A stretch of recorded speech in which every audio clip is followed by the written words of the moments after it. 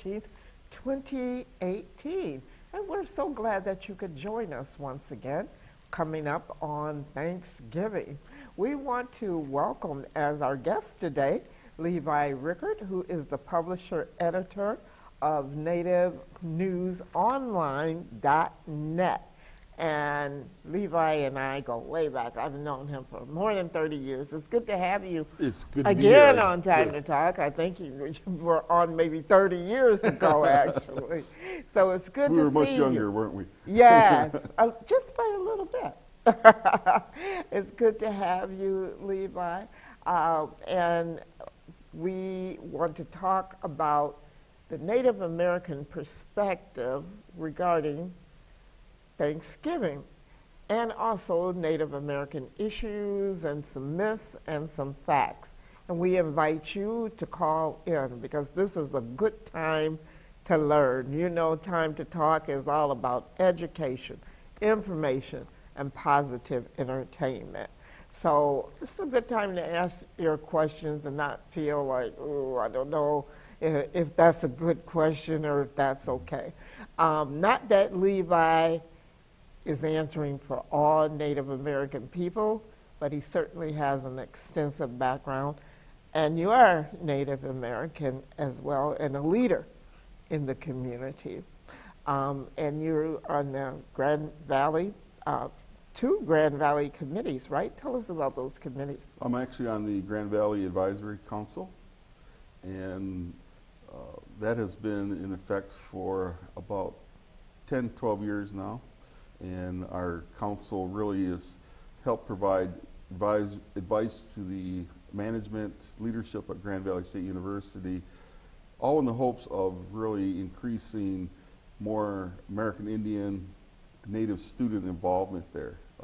Of the 26,000 students, only 200 and some are American Indian. So we in a nice way are prodding along, trying to prod leadership to figure out how can we recruit more Native students, and even maybe more importantly, once you get them there, how do you retain Native students? Because I think that's true of all groups of people. How do you keep kids in college, and how can they successfully get their degrees? And then I'm also on the Koochie Local History Board that was set up by Professor Koochie, who's passed away this year. But it's really an emphasis on local history, and so we have done some work on preserving American Indian local history. And so Grand Valley is kind of dear to my heart. I think it's a great university. I was a little kid. I saw it go from Grand Valley College, now it's a university, and it's a good university, but that's why I feel good about spending my time there and doing what they're doing. Just recently, with Native News Online, the Koochie Office of Local History, we have a exhibit, and we can talk about that later, but it's the Standing Rock photographs of indigenous movement. And so they are co-hosting that, just finished a exhibition down in Chicago at the American Indian Center, the oldest American Indian urban center in the United States. And I was down there twice during the exhibition. I was really proud.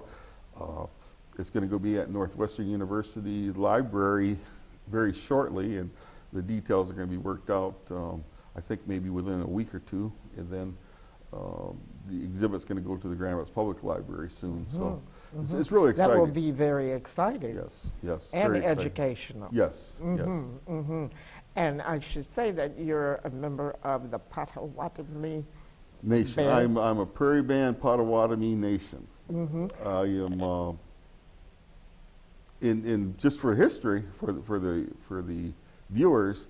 The Potawatomi history records really were populated south of the Grand River, southwest Michigan, and picture from Detroit all the way into Chicago up to Green Bay, which we still have presence. There are tribes in those areas even to today. So I'm a proud member of the Potawatomi Nation. And so let's back up and let me say hello in your language. Bonjour. Bonjour. All right. let's talk about the Native American perspective on Thanksgiving. Now, we have this image, this glorified Hollywood image. Also, it came from schools, too, that, you know, the Native Americans, and let me also ask this question. What is the proper thing to say? Native American, American Indian, indigenous people, Indian, what is correct? Well, when I'm among tribal people, we really refer to ourselves in our tribal nation. And if I'm at a national conference, we'll say reporting for Native News Online, we will talk about our tribes that we're affiliated with. Both the terms Indian and Native American are misnomers in that anybody born in either hemisphere of the Americas are technically Native Americans. So, in Indian is a misnomer in that Columbus apparently he thought he had come upon India, and therefore he called us Indian, or Indios. He was lost. He was lost. And so, in my formal writing, like on Native News Online, I typically talk about American Indians, and I think that people generally understand the duality of that term, American Indian. If you write American Indian, people usually know what you're talking about. Okay. The indigenous people. Indigenous is a word that has really come on strong, I would say, in the last 15 years. The United Nations has a Declaration of Indigenous Peoples' Rights that the United States has signed on to during the Obama administration. So in Native News Online, I do cover some indigenous peoples, and they usually put the S on that, peoples, articles about indigenous peoples around the world. So I feel comfortable with almost any term. Really when it comes down to it, I always tell people, I'm really not really particular what you call me, just treat me with respect. And so to me, that's what it's really about. Okay. Well, so for the rest of this show, I'll say American Indian. How's that? That's fine. Okay. All right. So let's take a look at the American Indian perspective of Thanksgiving. Like I was saying, there's this glorified image of what they say the Indians and the Pilgrims got together, had this big old Thanksgiving, and just had a wonderful time. But it wasn't quite like that, was it? Well, the history is, as far as I'm concerned, American history is a constructed history, and the victors tend to write history, so they'll write it in the fashion that they want. The truth of the matter is that when the Pilgrims met the Mashpee Wampanoag tribe, which there still are remnants of that tribe still today, which is a whole different discussion, because the current administration, Trump administration, back in September, has taken away some of the reservation land of that tribe, the Mashpee tribe. And they actually have, and I've been doing stories, they had a big rally in Washington, D.C. today, and they're fighting back. And they sent out press releases that basically call themselves a Thanksgiving tribe. So the history was such that they sat down with a lot of people, and they may have had some turkey, and but also members of that tribe were killed shortly thereafter. So it was really constructed history. I was actually, we talked about Grand Valley. I was on a panel this past Monday that we talked, I think it was called Teaching Thanksgiving, and then it was a Reframing American Indian discussion, I think it was how the panel was called.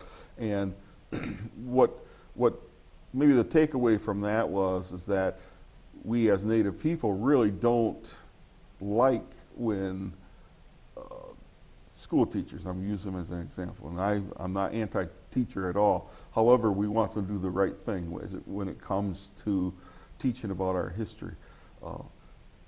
I don't like the construction paper feathers that they put on little kids and try to make kids play Indian. That just really grinds me. One time, years ago, I was at my sister's house, and one of my nephews, who she happened to be watching at the time, came in, and he had I still remember, brown construction paper feathers on, and I'm thinking, this little Indian kid has to play Indian at school. Yeah. And so with how ironic. Huh? Yeah, really how ironic. And so, you know, a lot of times I think when you look back and you try to correct some things, and that's what I like about November being American Indian Heritage Month or Native American Heritage Month. I see it basically both ways. And so it does give us the opportunity to do cultural exchange so that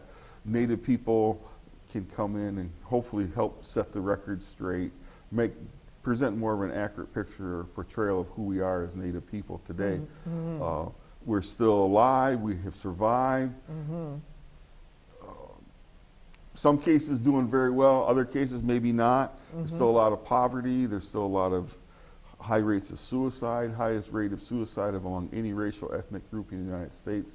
Some of those are tragic numbers. But on the other hand, we have made tremendous progress. We are seeing more and more of our students or our young people being educated.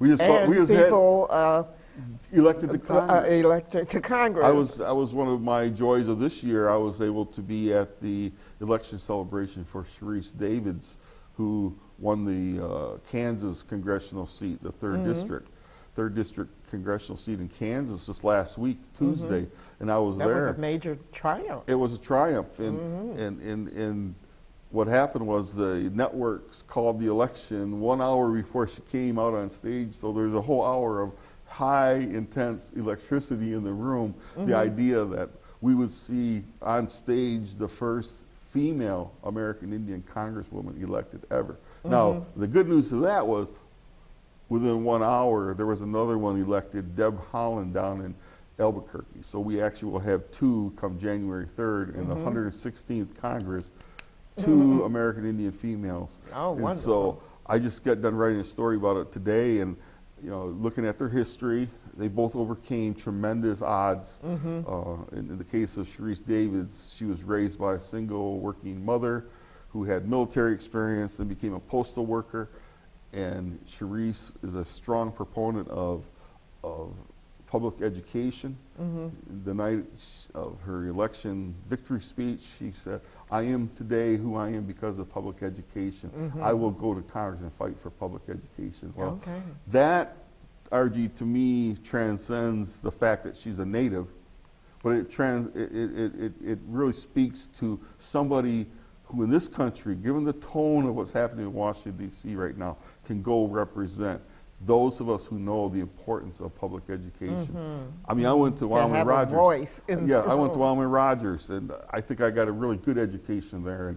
And so this notion that public schools have failed us and repeatedly, and they got to pull back funding and everything else that's coming out of Washington right now, it's very scary. Some of this from people who never stepped a foot in correct. a public school. That's so correct. They have no idea what the public schools have to offer. We want to let our viewers know that we're live today on this November 14th, 2018. We're talking to Levi Rickert. He is the publisher, editor of Native News Online, and we're talking about how American Indians, what is the perspective of Thanksgiving, and also just current issues, past issues. We're going to go in the past. You got to look at the history as well, and then current issues as well.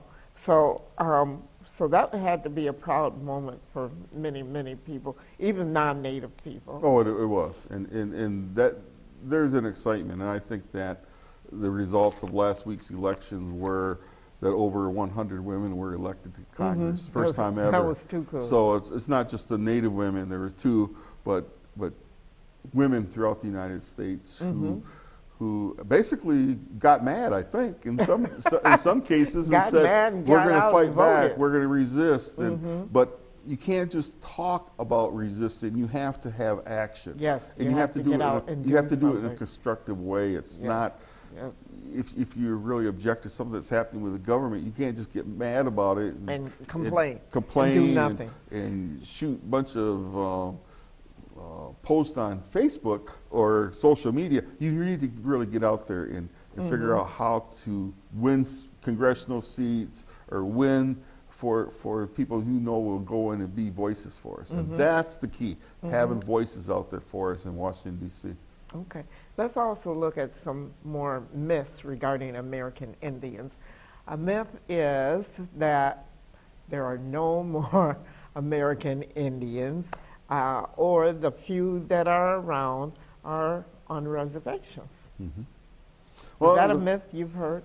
I have heard that myth. I'll use an example. I had a good friend who's passed away now, but when I ran the Indian Center here in Grand Rapids, I used to be part of a urban Indian consortium, and the directors of the urban centers would come together, who would meet monthly in Lansing. And there's one lady out of Detroit. Her center had received money from the Department of Labor, so she went into for youth, to put youth to work. So part of her responsibility was to go find employers that would help place Indian students or her people involved with her program. Well, she went to this one establishment in Detroit. It was a store. I think it was a Kmart, actually. And she went to the front desk and she asked to see the manager. So she waited about 10 minutes, and then and the young lady did pick up the phone, called somebody, and about 10 minutes later she went up to the desk again and said, "Well, where's your manager? Isn't he coming?" Well, the lady called again. The guy finally came, and my friend said, "Why did it take you so long?" He said, "Because when she called me and said there's an Indian woman here, I thought she was kidding. I thought all Indians were dead." Oh, wow. And that's a true statement. That just happened in the Detroit area. Okay. And so I say that story to say that a lot of times we have to deal with the very existence of who we are. I mean, in a sense, argue for our existence. And as Native people, because a lot of us are blended in the community. You take off the bolo tie, I can walk in, people think I'm maybe Italian, or they may think I'm Arab or whatever. And some people will say, "Yeah, you are Native," or they'll think I'm Hispanic, which is all fine. But my point is, sometimes we as a minority people or people of color, we can kind of mix in and people don't think about us. And so that's why, going back, I do like the November so that we can zero in, if nothing else, for 1 month and talk about who we are, our right to exist, and some of the problems that we have. And because of racism and many other issues, do some Native people, just if they can, just go ahead and pass for white? I think that was really true when I was a little boy, but quite seriously, and I say this with a lot of pride, there's been a real resurgence of Native culture and a real sense of having pride in who we are as Native people. And because I know of situations where people kind of hid out, or what's the word, just kind of mixed in, and maybe the parents would even say, "Don't say anything about the Indian thing because you get a headache, or you're gonna get harassed about it." But truthfully, I think people, in my experience, my observation, people are really, really, really trying to take a lot of pride in who they are as Native people, and I know I do, and my children do, and it's important that we respect who we are as Native people. And there were issues way back in the past where Native American people were children were sent to boarding schools to make them unlearn their Indian ways. That was a very painful experience.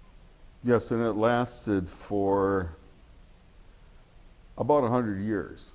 Not in full intensity, but certain pockets of this country that lasted for over 100 years. My own grandmother was taken from her reservation in Kansas and taken to Genoa, Nebraska, and when she had a tattoo on her forearm, and they had tattooed her. And it was a very painful experience for Indian parents, Indian children. And argued, quite frankly, we could do a whole program on this. And there are programs that are being done. There's a new movie out right now called Dawnland. And so it was a very painful chapter in American Indian history. And what the premise was, that in the motto was, kill the Indian, save the man. And that was really what they said, was what they wanted to strip us of our culture, cut our hair, put us in white man's clothing, and everything would be okay. We can train them to be white. And stripped us, literally. I knew of elders, and many of them are passed away, are passing away, have died in recent years. But I would hear stories about it here in even Mount Pleasant, where these kids would be literally beat. And one was told me about how he spoke in his native Indian language. He was Odawa, and the nun made him clean the grout of the bathroom tiles with a toothbrush all night long, and so much so his knees were just bloody. And it was those types of things, the corporal punishment type things, but it was just, I see elders even today will start crying when they talk about their time that they spent there. I was doing a story about by Haskell, it's the Indian Nations University now, but out by Lawrence, Kansas, where that was a boarding school originally, and they tell me across the pond from the school, a group of parents pitched their tents or teepees and literally stayed there, and you could hear the parents crying because they couldn't get to their kids at night. And when I go to universities and college campuses, I will sometimes ask, I'll ask people, how many of you have children? Because these days, college kids, some of them have children, some of them have children, and they'll raise their hands, and I'll say, well, can you imagine somebody showing up to your door with a clipboard and saying, we need to take little Susie or little Johnny away? And they had legal right to do it back then. And I jokingly say, I probably shot somebody. You're not taking my children. Right. But seriously, I think it was a very painful period. And I would say the experts would argue that some of the social problems that we have in Indian communities today are the direct result of not being able to be who we are as Native people. And even to this point, if your children were taken from you, then sent back 4, 5, 6 years, maybe even 10 years later, you never were able to have that bond that grew. Right. That connection anymore. Exactly. The and interpersonal they're relationship. taught to really hate themselves and to hate their culture. So then they're looking at their parents and grandparents and like, you're nothing, because maybe you're still speaking the language and a part of the culture and everything. And that's very, very and it was painful. very destructive to Native families. And Very so destructive. we're still living with the remnants of that today. We want our viewers to know that you can give us a call. We're talking about the Native American perspective, or American Indian perspective of Thanksgiving, and also Native American. It's okay. It's all good. It's a part of my language, but American Indian perspective of so many different issues that are going on. Give us a call if you have a question or a comment. 616-459-4881. Going back to some myths, how many tribes are there in the country? of Native Americans, and they're different. Everybody's not one big That's lump. Boy, you did your research. There are right now 573 federally recognized tribes in America. That doesn't even include the Lumbee tribe, which is a huge tribe down in North Carolina, or the Houma tribe down in Louisiana, which is big. They don't have federal recognition. So there are close to 600, and you could probably argue over 600 tribes across the United States. And you're exactly right. We are not all monolithic. One size does not fit all. When I go to national conferences, I can see the Hollywood-looking Indian with the braids. You can see a blonde, blue-eyed Native person. You can see African-American Native person. And so with that, across the country, we come in all shapes and sizes and colors and shades. So, and even our cultures are different. There's probably some core values that we share. That's been my observation, in that some of the teachings about the humility, the respect, and some of the teachings, as they call them, the grandfather, that those seem to be pretty prevalent among all tribal people. And that's what happened with Standing Rock when over 300 tribes came together to fight against they call it the Black Snake, or the oil line, the pipeline that went through. In my lifetime, and I went out there, it was quite a remarkable thing to see the unity, the harmony of Native people walking out there with purpose. All of a sudden saying, we have a purpose, we are united, and we're going to fight. So. Tell us more about the issue about the pipeline. Is it because it's going across Native land and they're disrespecting the earth? You know, that was a very hurtful thing that happened. And I'm going to say that because when the U.S. Army Corps of Engineers was trying to approve where the pipeline was going to go, the Dakota Access Pipeline, they had the original plans called for the pipeline to come within 10 miles of Bismarck, North Dakota. And they said, oh no, there's too many people there. If it bursts, it'll be catastrophic. Yes. But they came through, and it came within like a quarter of a mile, half a mile of the Standing Rock Indian Reservation. It came through, literally they had to disturb some sacred sites. And by that I mean burial sites of Native people. And so when I say hurtful, it's kind of like not in my neighborhood, but it's okay in the Indian neighborhood. And so when you look at that from that perspective, you can see why the American Indians were mad, but more from an environmental standpoint. And the mantra became Many Wakoni, meaning water is life. Water is life. You still hear them. You see T-shirts with water is life on it. And I argue that Native people were the first environmentalists in the United States.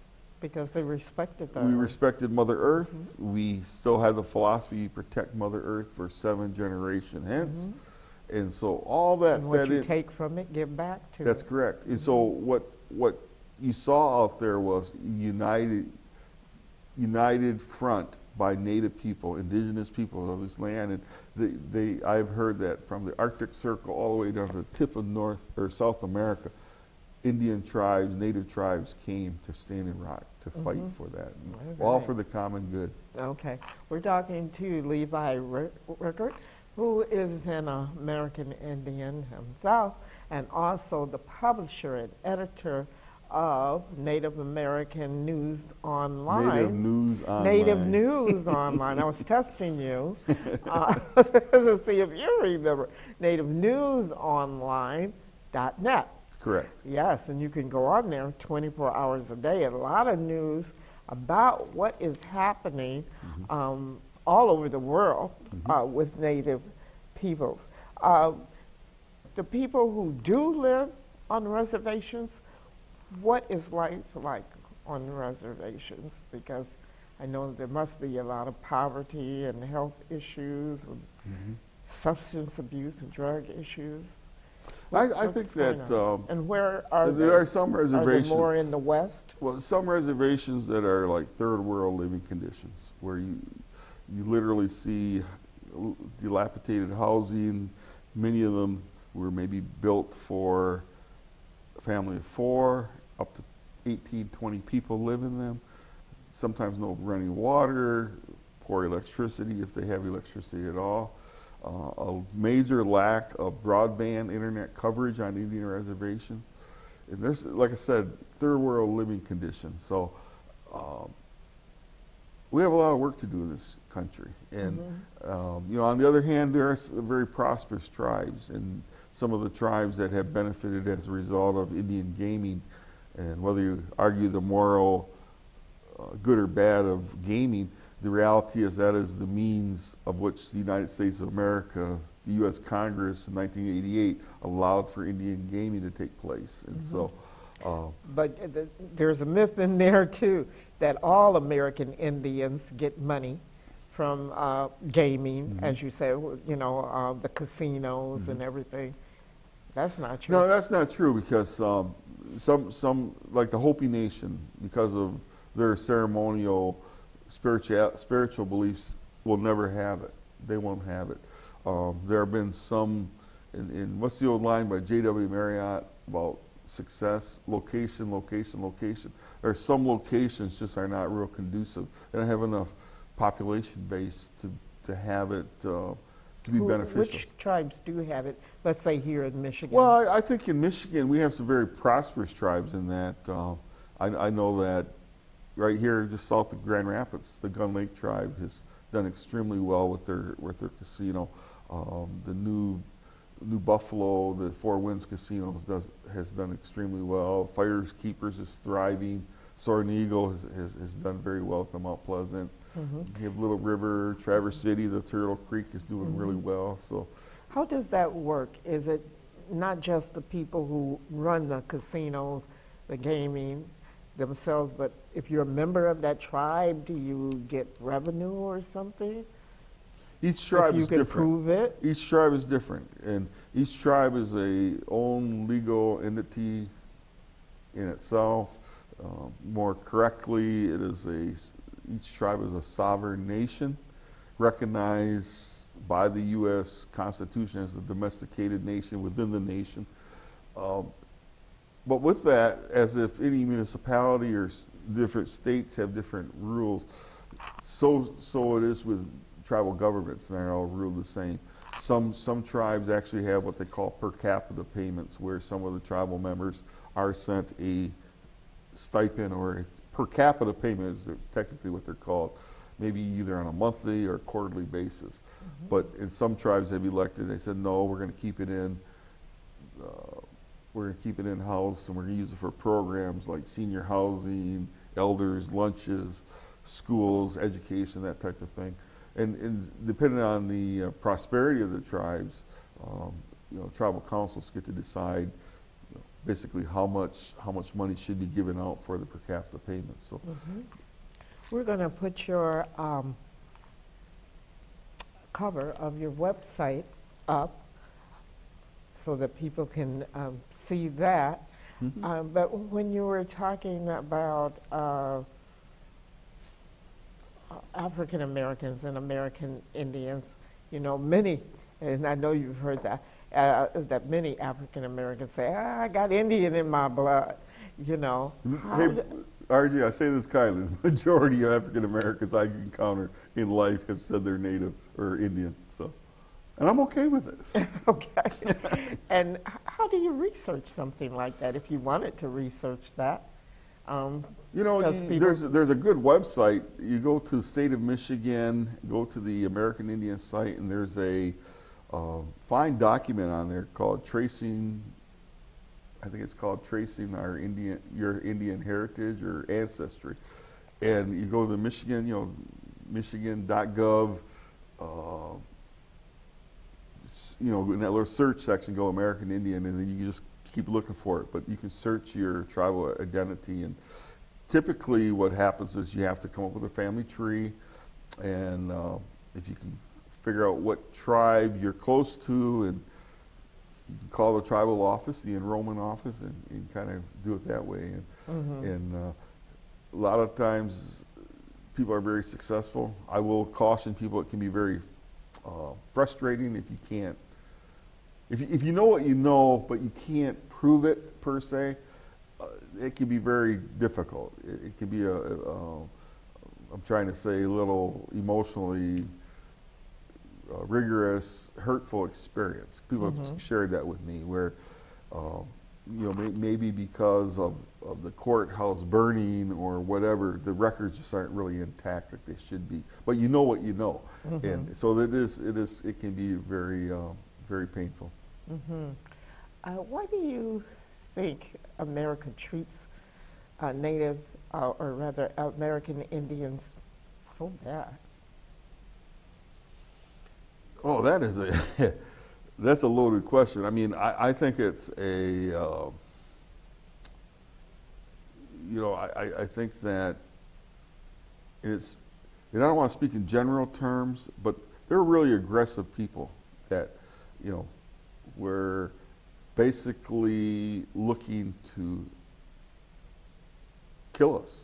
I mean, there was purposely tried to kill us through putting smallpox disease in blankets, and if you think about upon arrival with European contact, first European contact, and you see estimates from anywhere from 30, 40 million, maybe I've seen up to 80 to 100 million people on this in the Americas who were indigenous, and by 1900 there were about 250,000 left. And over the course of what, 350 years at that time, or 400, whatever it was, since European contact, millions of people were killed. And so it was done on purpose. The Manifest Destiny, on, and these legal documents, and even the Declaration of Independence called us merciless savages. And so it's with that, leaders today still fight for our, I want to use the word parity. I'm not sure we'll ever have parity. I mean, how could you possibly? We're such a small percent of the population base, but I think it's important that we respect who we are, and really, in a sense, ask for respect from our non-native counterparts. Okay, we're talking to Levi Rickard, and if you have a question or a comment, give us a call, 616-459-4881. We're going to take a break, and then we will be right back with Levi, who has a lot of information for us. And you can go to his website, Native News. Native News Online. .net. .net. Okay, we'll be right back. You're watching Time to Talk. The Rapidian for the community provides an alternative.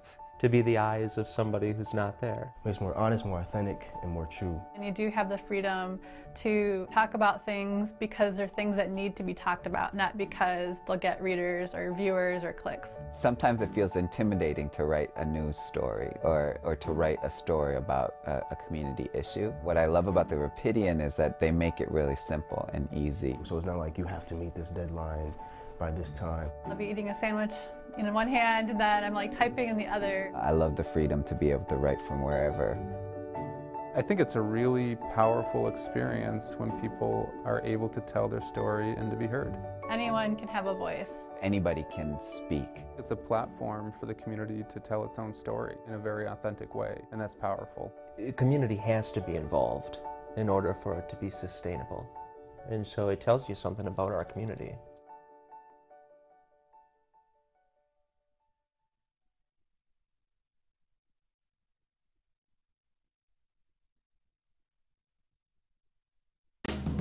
How do you build a strong local food economy? Meet Chris. Chris is opening Osteria Rosa, a locally sourced Italian restaurant in a building brought back to life by 616 Development. But he doesn't know any local farmers to supply him with food year-round. This is Melissa, Melissa runs the Fulton Street Farmers Market and publishes a long list, even in the dead of winter, of available produce, meats, bakery goods, and more on the Rapidian. This is Amy. Amy wants to do more to support the farmers and her local food economy. Amy talks to Melissa, who introduces her to farmers at the Fulton Street Farmers Market, and Amy, in turn, publishes their stories, also on the Rapidian. Chris hears about the Rapidian and now has access to a local grocery list and information that he needs to make connections with local farmers. He feeds his patrons with local food year-round. Connections multiply, meals are shared, a stronger local food economy is built.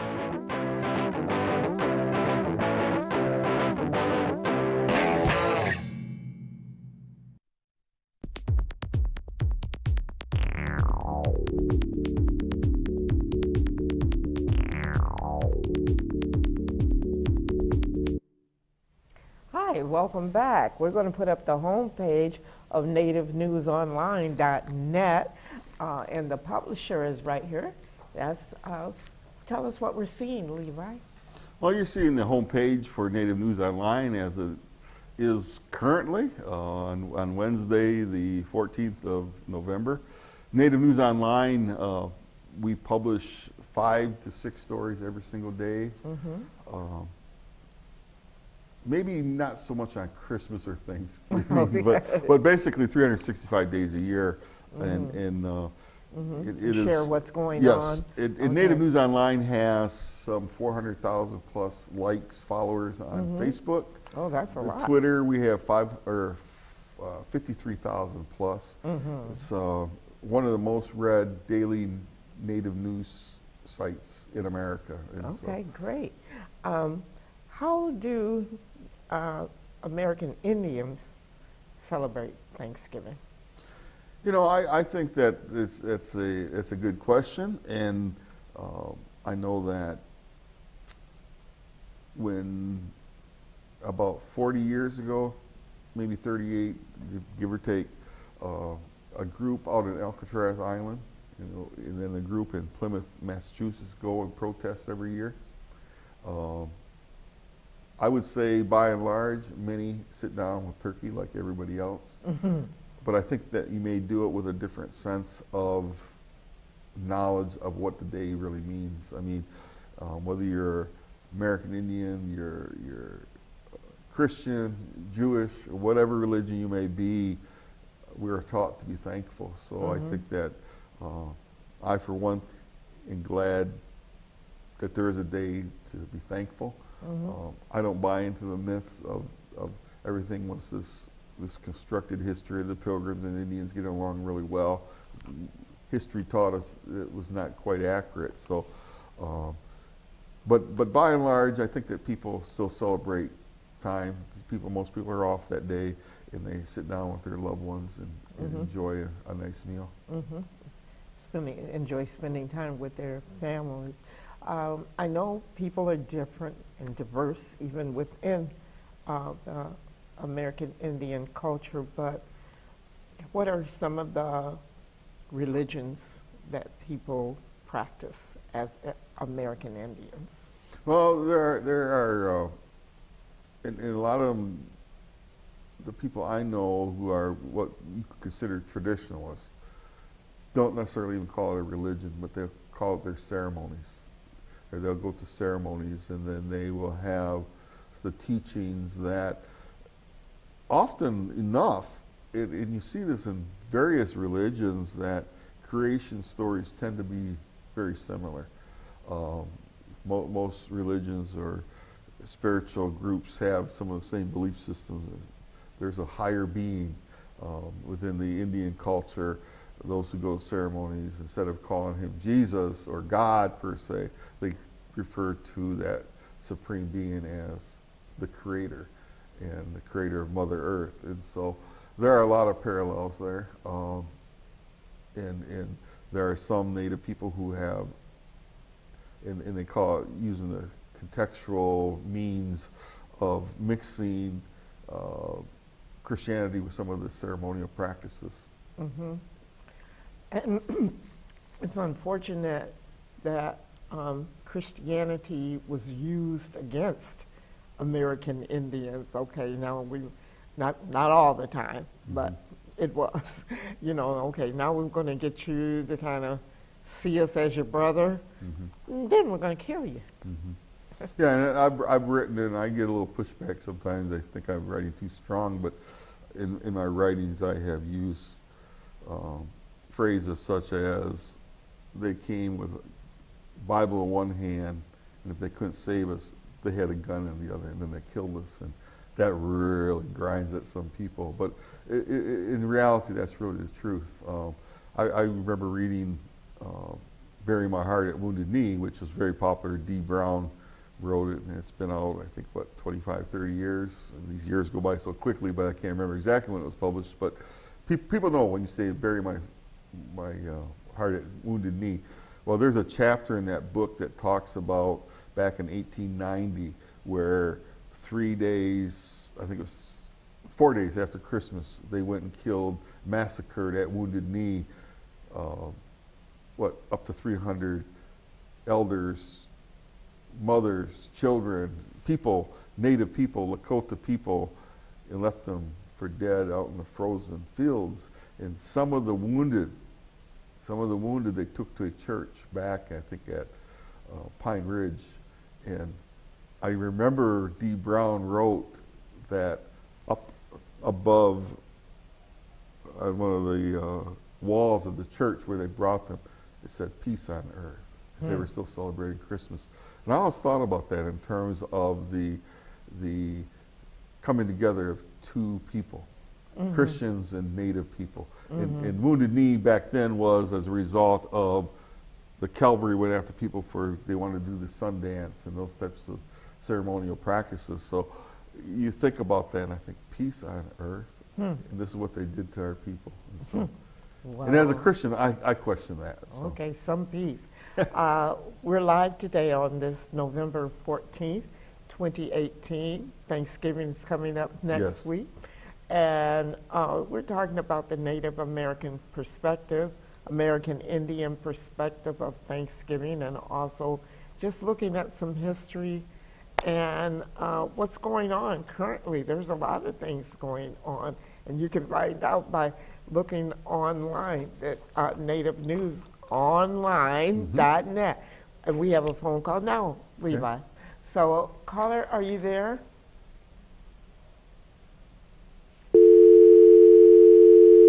Well, we hear a dial tone, but we're going to see if you can call us back real quick. 616-459-4881. In the meantime, what are some of the things that African Americans and American Indians can do to kind of work together on some issues? Has that happened, or would you like to see something like that happen? Well, I think, and I'll refer back to Standing Rock. We had several African Americans. Jesse Jackson was out there. When I was out there, I saw Cornel West, that Professor Cornel West. So I think that to a large degree we have seen the support of African Americans. And I think in more in general terms, I think that we have to bind together to fight some of this racism that's going on in the United States right now. And people can deny it, but there is a very strong racial overtones that are just so negative and so blatant in this country that we need to bind together and say we will fight it. And I know that we have some strong white allies who hate it just as much as we do, and hopefully they hate it as much as we do. But I think that we have to be diligent, we have to be strong, we have to fight back. And then when I say fight back, I'm not talking about getting guns and arms, but we have to fight back in Congress, fight back with local governments and laws, and bring people, organize together. Correct. Bring people to justice who are just doing things. Be in unison. We'll try that call again. 616-459-4881 is our number if you want to call back. Can you talk a little bit about the American Indian history right here in Grand Rapids. There's quite a past. And just could you talk about that? Well, I think that I was the president of the the Grand Rapids Historical Commission for a number of years, and back in the 90s, in the year 2000, I was on that commission, and so what we've always tried to do is really preserve the history of the three fires. And when I say that, we're talking about the Ottawa, Ojibwa, and Potawatomi. And back then, when it was the territory that we now know as the state of Michigan, it was Confederacy of the People of the Three Fires, and so they came together at council meetings and discussed land rights, whatever else they needed to discuss, but they would come together periodically, and it's a rich history. And one of the things that we're working with at Grand Valley now is the land acknowledgement, the fact that Grand Valley State University is in fact on land that was occupied by Potawatomi, and so we're looking at putting some language to that so that at various so the people will know. Various events, people you don't have to slap people down about it. Yes, but you can let's just remind go to them. that phone call. Okay, Levi. great. Hello, caller, are you there? Hello. Hi. You have a question? I have a question for Mr. Levi. I'm sorry, say that again. Go right ahead with your question. Hello, Mr. Levi? Yes. Hi. I was listening to your show tonight, and I hear you talking about how there are third world Native Americans living in different parts of reservations, and the reservations have been taken back from some. My question to you is there any other special federally funded government programs that would help these people, or that is targeted towards giving back to the Native American Indians? And what is being put in place and what's being done to see about building up these neighborhoods? Because they still right here in the state, and that makes them part of our community, wherever they are, to me, I would say. So the question is about funding for us? I believe Special funding, government program. Well, there are some programs that come from the federal government that, and this is where as a journalist, native journalist, I really question the rationale. If my memory serves me right, let's just say it's 71, maybe 75% of American Indians live off of reservations. They live in urban settings or maybe other rural areas. But the reality is Congress appropriates money to tribes that are on reservations. And so many Native people, quite frankly, lose out, and they are given to fend for themselves, so to speak, with the general population. And so I think that, to your point, I think Congress really needs to look at how money is appropriated, and quite frankly, even the money that goes to the Indian reservations. And I'm thinking about Pine Ridge out in South Dakota, the reservation there.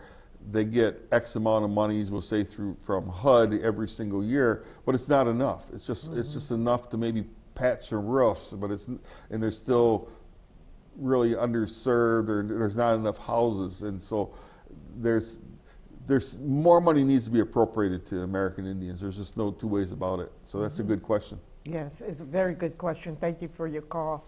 What can we do to educate ourselves? We want the schools to do it, but they got some catching up to do. So what can we do to educate ourselves about American Indian history, which is American history? This is going to sound very self-serving, but you can read Native News Online every day. Okay. And I say that as a joke, but very seriously. We are out there doing it. You want to know what's going on in Indian country? A lot of you news read on Native News Online. Yes, I was or you reading go buy that. books. You go buy books. We do book reviews periodically. Find out what we feel is accurate, what isn't accurate. And you need to educate. People need to educate themselves as to who we are. And I tell this on college campuses when I go there, is that it's really important because, and I'm going to use, I remember speaking to a class, it was a master level class, people getting their public administration. I said, I'm glad I'm here because in some cases, I may be the only Native person they met in their whole life, but once they, we'll say, become, we'll say, county or city official, a municipality leader, that all of a sudden somebody comes knocking on the door, 3 tribal leaders, and say, hey, we want to put a casino in your backyard or in your municipality. Well, you know what? You better be familiar with who we are, why we're asking, what rights we have even to ask. And so, and I say that kindly, it's just, I think it's always good to have excellent cultural exchange. I would argue in this state, every single Michigan student should learn about the 12 tribes, or the if nothing else, when they graduate, they know what 3 tribes existed before the European contact, the Potawatomi, Ojibwa in Ottawa. To me, that's just important, having good cultural exchange. Okay.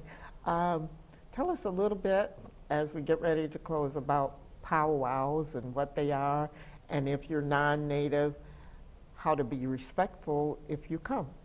Well, powwows are settings every single year. You see them right here in Grand Rapids. We have them at Riverside Park. We have 2 each year. One is the homecoming of the 3 Fires every June. I think it's the second weekend. Then the second weekend in September, the Grand Valley Indian Lodge has a powwow. It's time that Indians come together and they dance, they drum, there's Indian food. To your point of respect, there's a MC who will direct you when to take pictures, when not to, when to take your hats off, when to put them back on, that type of thing. But just to show respect. But it is a very enriching time for people to come in and learn more about Indian culture. Are there any other activities that are happening this month as American Indian Month? Well, there's some things happening around. There's a Montcalm Community College, I know, I think it's November 30th. Bill Miller, who's an American Indian folk singer, is coming. There's some events. You can go to Grand Valley's website, find out what they have going for Native American Month. But I'm excited to say that the Public Library of Grand Rapids will be hosting the Standing Rock, Standing Rock Photographs of an Indigenous Movement. That will be, there's 23 panels. I work closely with Grand Valley State University's, the Cucci Office of Local History, and which I'm on the board, but we will have that on display in December and into January, and there's going to be an opening night. I think I'm going to go down and do a little lecture on the importance of why we feel Standing Rock, keep that movement going, and there again some cultural exchange, and hopefully they'll bring busloads of students down to look at it. And wonderful. Yes. Is there anything else that you would like to share with us today? Well, I'm happy to be here. Again, I'm going to go back that we have 1 month a year that we represent Natives, and there's always that discussion, whether it's with African Americans during Black History Month. Should there, the reality is we need to respect and love each other throughout the year, every single day, 365 days. However, since we do have the designated month for November as Native American Heritage Month or American Indian Heritage Month, I think it's important that people such as myself and other Native people can optimize that and really help educate the public of who we are, why we are, why we think the way we do. I think that's important. Right. Well, Levi Rickert, now you taught me how to say hello, which was boozoo. Now, how do we say goodbye? There's really no word in Indian language, seriously. Really? That's right. That is so interesting. Well, how about this? Thank you for being on Time to Talk. You're welcome. And let's keep us updated of what's going on. I hope you'll come back. I will come back. Thank you. Thank you very much, and happy Native American Month, yes. Heritage Month, and happy Thanksgiving. Yes, thank you. Same to you. Yes, and happy Thanksgiving to you. We'll see you in 2 weeks. Bye-bye.